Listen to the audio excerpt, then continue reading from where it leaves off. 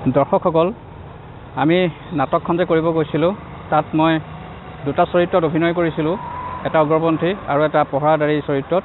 ৰাতি পহৰা কৰি আছিলোঁ মাধৱ আৰু কেৰকন। মই কেৰকন কাই চৰিত্ৰত অভিনয় কৰিছিলোঁ। মোৰ নাম আছিল অভিনয়টোত কেৰকন আৰু মোৰ লগত আৰু এজন পহৰাদাৰী আছিলে মাধৱ কাইতি।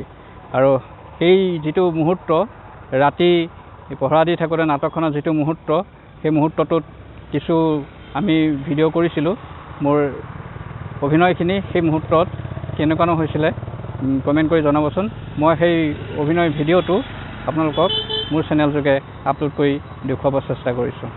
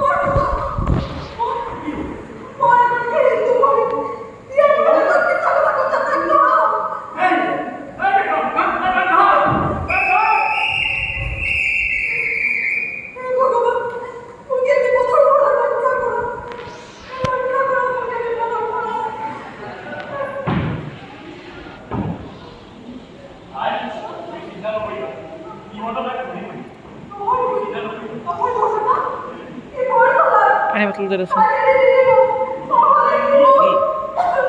Ani. Halo.